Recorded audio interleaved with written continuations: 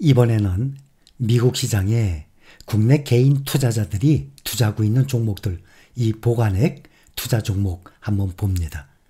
지난번에 한번 본 것과 크게 차이는 없습니다. 1위는 역시 테슬라입니다. 원화 기준으로 18조가 넘었습니다.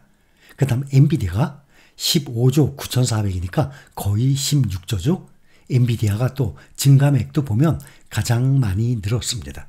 그 다음에 5등에 있는 TQQQ 세배 레버리지도 1,514억 원, 엔비디아 다음으로 많이 늘었습니다. 반면에 6위에 있는 반도체 세배 레버리지는 오히려 줄어들었습니다. 그래서 1, 2, 3, 4가 개별 종목 빅테크주들이고 5위, 6위가 세배 레버리지, 또 7위 알파벳 빅테크주죠. 그 다음에 인베스코 QQQ, 또 아마존, 그 다음 11, 12등에 있는 S&P 500입니다.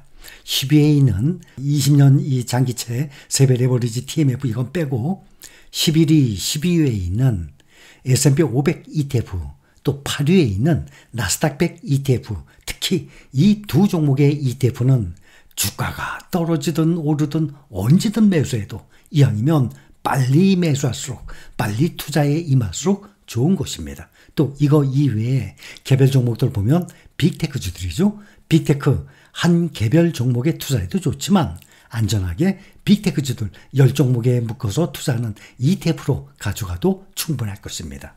또 하나 높아심에 말씀을 드리지만 5위와 6위에 랭크되어 있는 TQQQ, SOXL 세배 레버리지죠. 제가 무슨 말씀 드리려고 그런지 대부분 아실 겁니다. 여러분들이 이 변동성이 어마어마한 것을 여러분들이 감당할 수 있는 한도 내에서, 또 여러분들 투자 금액에서도 여러분들이 적절한 비중으로 각자 본인의 투자 성향에 맞게끔 투자하시기 바랍니다. 연준이 다음 주 이제 회의 나옵니다. B컷 0.5% 나설 가능성이 점점 커지고 있다는 기대감이 증시의 탄력을 불어넣고 있습니다. 현재 기준금리는 23년 만에 지금 최고치예요. 5.5%.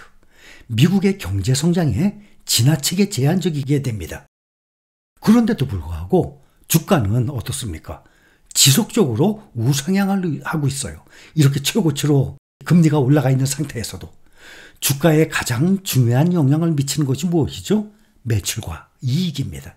매출과 이익만 이상이 없다 그러면, 꾸준히 상승하고 있다 그러면 일시적으로 주가가 하락해도 절대로 불안해할 이유가 없습니다. 이렇게 매출과 이익이 지금과 같은 이 고금리 속에서도 꾸준히 상승하고 있는 것, 이것이 가장 중요한 것입니다. 그래서 거품이 아니라는 것입니다.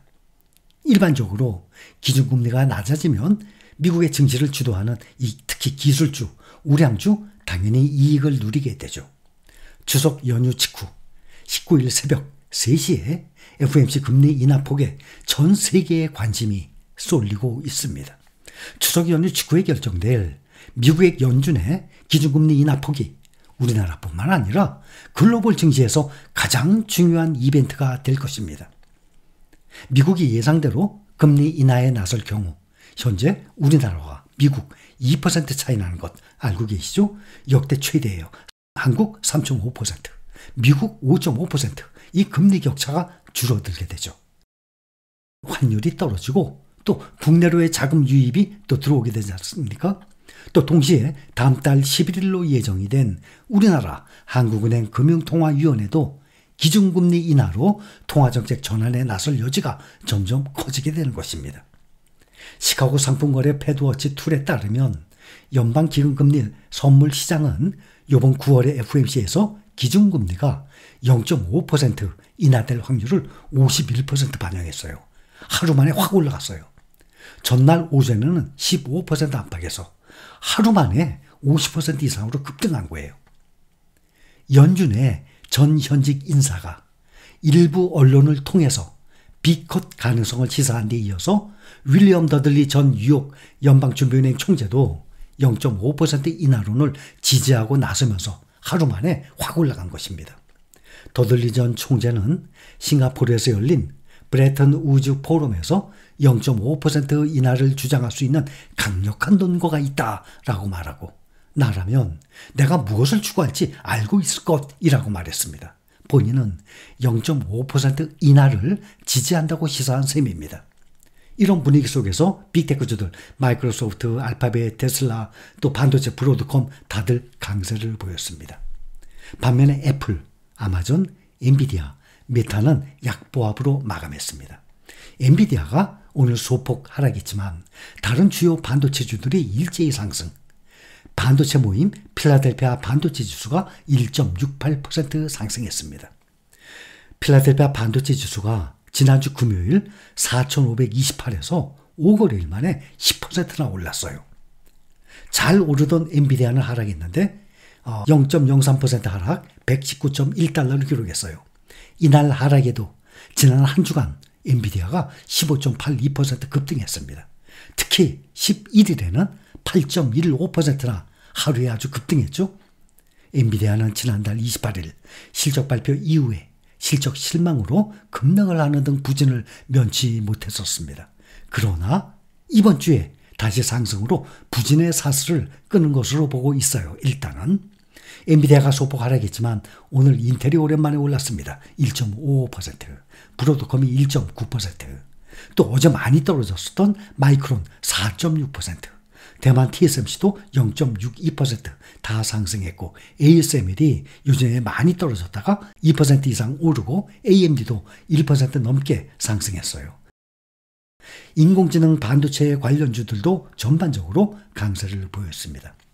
어떤 종목이 이렇게 몇 배씩이나 뛰어오르기 전에는 그 종목 자체를 아예 모르는 경우도 많습니다. 그런 종목이 있었는지도 모르죠.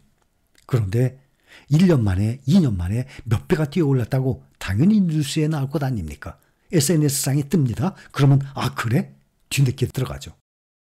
그랬다가 맨 나중에 비싸게 매수한 후에 거품이고 꼭지까지 올라간 후 다시 주가가 하락하니까 마음고생을 하는 경우가 너무나도 많습니다. 그러나 아무리 꼭지까지 주가가 올라갔다고 하더라도 가장 중요한 매출, 이익, 그 기업의 매출과 이익이 1년에 4번씩 실적 발표하죠. 1, 4분기부터 4, 4분기까지 이렇게 실적 발표 때마다 계속 상승을 하고 있다면 매출과 이익이 말이죠. 지금도 계속 실적 발표들 하죠. 그러면 전년 대비 매출이 몇 %가 오르고 주가 수익률, EPS가 주당 수익이 몇 %씩 오르고 이거 나오지 않습니까? 계속 상승하고 있다면 일시적인 주가 조정 그건 문제가 되지 않아요. 기다리면 다시 전 고점을 뚫고 신고가로 올라갑니다. 그러니까 길게 보고 매수해야 하는 것 아니겠습니까? 주식을 사자마자 막 올라가길 바란다면 그거 분명히 잘못된 투자 마인드입니다.